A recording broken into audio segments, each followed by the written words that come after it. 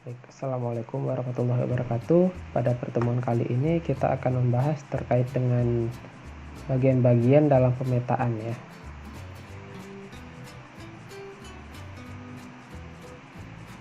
Nah, berikut jika kita melihat dari interface awal ya dari aplikasi ArcGIS. Nah, berikut tampilannya gitu ya. Nah, ada apa saja di dalam tampilan ArcGIS pada interface awalnya? Yang pertama ada menu, kemudian ada standar toolbar ya, ada table of content yang memuat data-data yang diinput, kemudian ada daftar layer dan urutan tampilannya. Nah, ini urutan dari data-data yang telah ditampilkan ya. Kemudian data frame yang ada di dalam map project, kemudian ada draw toolbar. Nah, ini bisa disesuaikan dengan keinginan kita agar ditaruh di mana gitu ya. Nah, kemudian bisa memilih data view atau layout view, kemudian ada data, tampilan data itu tersendiri, kemudian toolbar ya, toolbar, kemudian juga ada katalog.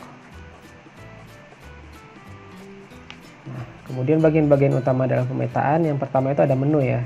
Tadi ada menu, yaitu sekumpulan perintah berbasis teks atau kata untuk melakukan tugas-tugas tertentu. Nah, kemudian ada table of content, itu berisi dengan layer-layer yang digunakan dalam project gitu ya. Nah, table of content tersendiri bisa berisi berbagai macam format data. Jadi bisa memuat banyak data seperti shapefile, geodatabase, kemudian table, TBF, TXT, image gitu ya. Termasuk juga data citra satelit juga bisa ditampilkan di sini ya. Kemudian urutan table of content sendiri antara lain ada list by drawing order, kemudian list by source, list by visibility, list by selection ini ya. Nah, ini urutan tampilannya seperti itu. Oke, sekarang kita lanjut ke toolbar ya. Toolbar sendiri merupakan sekumpulan perintah berbasis teks, icon atau tombol yang untuk melakukan tugas-tugas tertentu. Toolbar dikelompokkan ke dalam grup-grup, misalkan standar, tools, layout, labeling, efek, dan lain sebagainya. Nah, kemudian ada catalog view ya. Catalog view ini digunakan untuk mengatur dan mengelola file data spasial dan geodatabase, data tabular, peta, layer, file, dan lain-lain yang bisa digunakan dalam ArcGIS.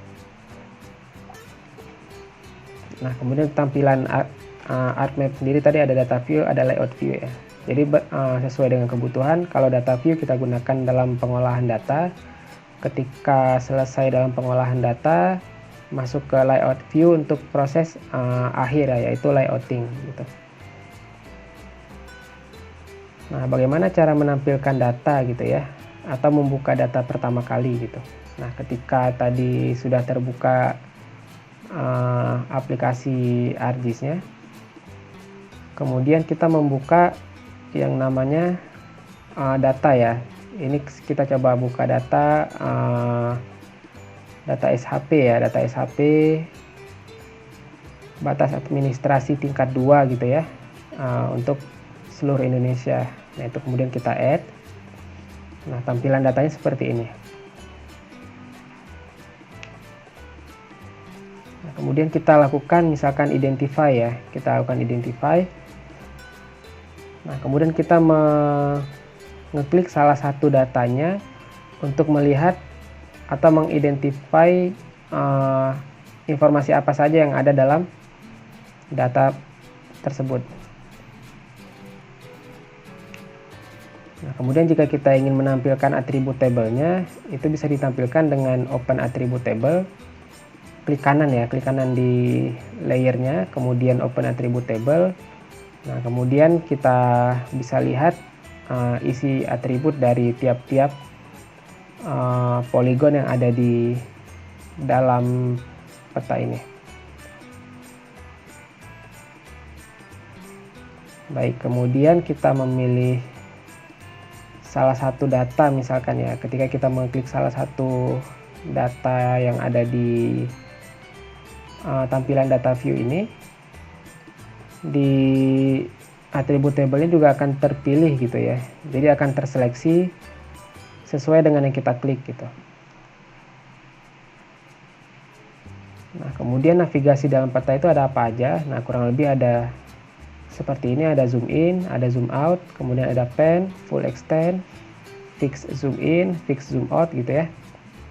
Back dan forward.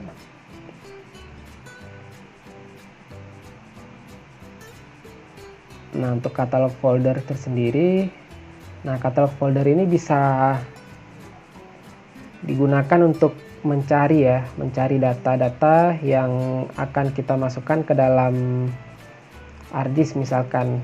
Nah, yang akan terbaca itu hanya data-data yang bisa diinput seperti itu. Jadi kalau ada data, misalkan data dokumen Word, PDF, nah itu tidak akan terbaca di sini ya. Walaupun di dalam katalog ini ada sebenarnya data tersebut, tapi dia tidak muncul. Yang muncul hanya data-data yang bisa diinput, misalkan data SHP, data tabular ya, data table, misalkan data raster gitu juga bisa.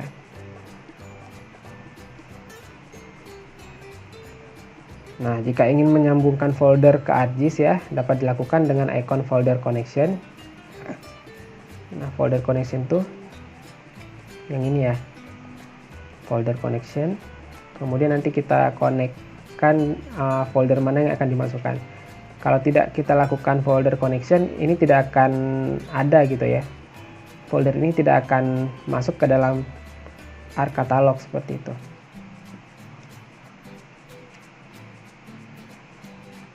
Nah, berikut syarat-syarat utama dalam membuat peta ya. Yang pertama mungkin peta tidak boleh membingungkan gitu ya. Jadi semua informasinya harus tertera jelas sehingga dapat dimengerti dan ditangkap oleh seluruh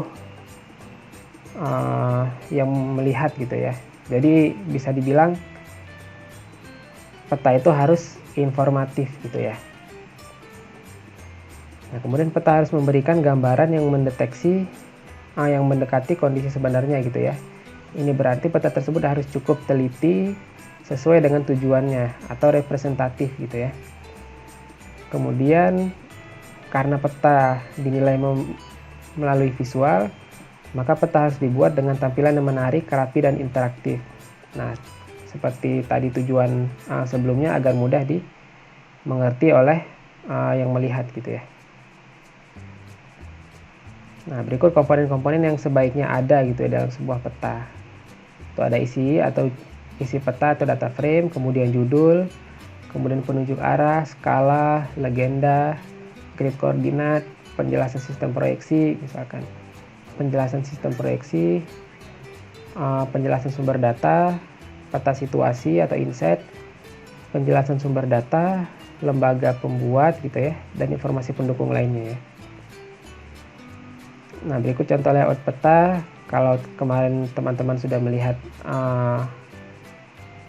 contoh layout, nah ini ada satu lagi contoh layout yang bisa dilihat gitu ya. Nah, berikut ada yang dinamakan tampilan-tampilannya ya. Jadi ini data view-nya.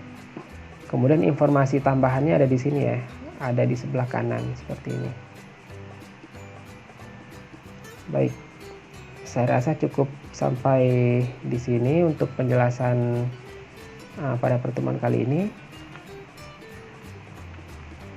Saya ucapkan terima kasih bagi yang telah menyimak. Saya akhiri. Wassalamualaikum warahmatullahi wabarakatuh.